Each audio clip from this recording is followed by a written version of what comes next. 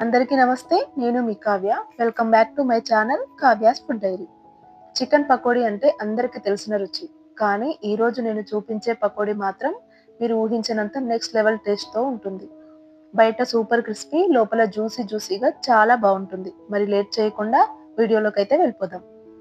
ముందుగా అర KG boneless చికెన్‌ని తీసుకోవాలి. ఈ చికెన్ పకోడీకి బ్రెస్ట్ పీస్ అయితే చాలా బావుంటుంది. ఇలా వీడియోలో చూపిస్తున్నట్టుగా ఫింగర్ సైజులో కట్ చేయించి తీసుకోవాలి. ఇలా తీసుకున్న ఈ చికెన్‌ని శుభ్రంగా కడుక్కొని ఒక బౌల్‌లోకి వేసుకోవాలి. ఇప్పుడు ఇందులోకి పావు టీ స్పూన్ పసుపు, అలాగే రుచికి సరిపడినంత సాల్ట్ 1 టీ స్పూన్, అలాగే రుచికి సరిపడినంత కారం 1 టీ స్పూన్, అలాగే ఇందులోకి 1 టీ స్పూన్ ధనియాల పొడి, పావు టీ స్పూన్ జీలకర్ర పొడి, అలాగే ఇందులోకి గరం మసాలా కూడా వేసుకోవాలి. ఇక్కడ నేను హాఫ్ టీ స్పూన్ వేసుకున్నాను. మీరు కావాలనుకుంటే స్కిప్ చేయొచ్చు. అలాగే బరకగా దంచి పెట్టుకున్న మిరియాల పొడి కూడా వేసుకోవాలి. ఈ మిరియాల పొడి వేయడం వల్లనే దీంట్లో చాలా టేస్టీగా ఉంటుంది. 1 టీ స్పూన్ వేసుకున్నాను. అలాగే సన్నగా కట్ చేసి పెట్టుకున్న కరివేపాకు, సన్నగా తురిమి పెట్టుకున్న కొత్తిమీర, అలాగే సన్నగా కట్ చేసుకున్న పచ్చిమిర్చి, ఫ్రెష్‌గా రుబ్బి పెట్టుకున్న అల్లం వెల్లుల్లి పేస్ట్ కూడా 1 టీ స్పూన్ వేసుకొని మంచిగా మిక్స్ చేసుకోవాలి. మొత్తం మసాలాలన్నీ చికెన్‌కి పట్టేలాగా మంచిగా మిక్స్ చేసుకున్న తర్వాత ఇందులోకి ఒక హాఫ్ లెమన్ పిండుకోవాలండి. ఇలా లెమన్ కూడా పిండుకున్న తర్వాత మరొకసారి కలుపుకొని మూత పెట్టి ఫ్రిడ్జ్‌లో ఒక 1-2 అవర్స్ అయితే పెట్టుకోవాలండి. మీకు అంత టైం లేదు అంటే at least 1 hour or half an hour అయినా పెట్టుకోవాలండి. ఇలా పెట్టుకుంటేనే చికెన్‌కి టేస్ట్ బావుంటుంది. నేనిక్కడ 2 అవర్స్ చికెన్‌ని ఫ్రిడ్జ్‌లో పెట్టుకున్నానండి. 2 అవర్స్ తర్వాత చూపిస్తున్నాను. చికెన్‌కి మంచిగా బైండింగ్ రావడం కోసం ఇక్కడ నేను 2 టేబుల్ స్పూన్ కార్న్ ఫ్లోర్ తీసుకున్నానండి. మీరు కావాలంటే ఇంకొక టీ స్పూన్ ఎక్కువగా కూడా వేసుకోవచ్చు. కానీ కాస్త పలుచగా ఉంటేనే బావుంటుంది బైండింగ్ అనేది.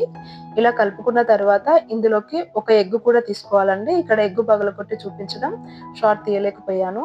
సో, ఒక ఎగ్ కూడా వేసుకున్న తర్వాత మంచిగా కలుపుకొని ఈ చికెన్‌ని ఫ్రై చేసుకోవాలి. ఇప్పుడు ఈ చికెన్ ఫ్రై కోసం స్టవ్ పైన పాన్ పెట్టుకొని పాన్‌లో ఈ చికెన్ ముక్కలు మునిగేంత వరకి ఆయిల్ వేసుకోవాలండి. కాస్త ఎక్కువగానే ఆయిల్ వేసుకోవాలి.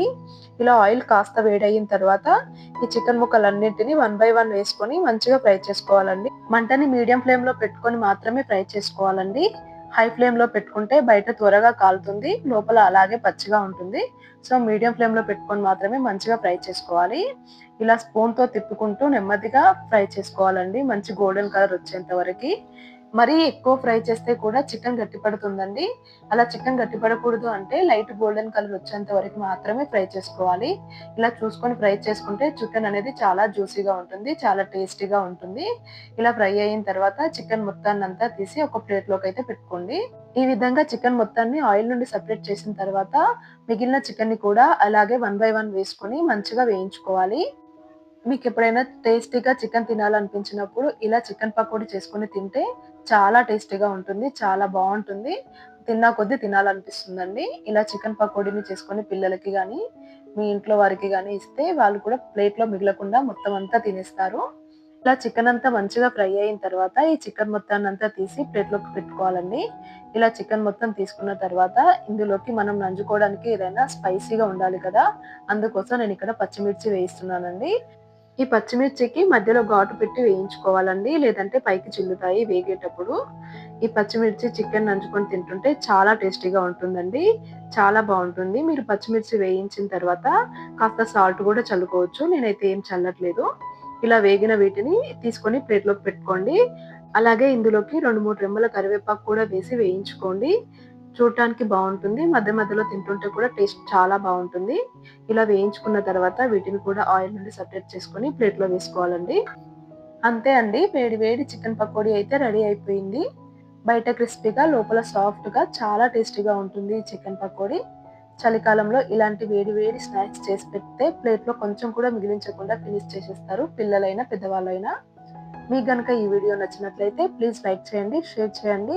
అలాగే నా ఛానెల్‌ని సబ్స్క్రైబ్ చేయండి.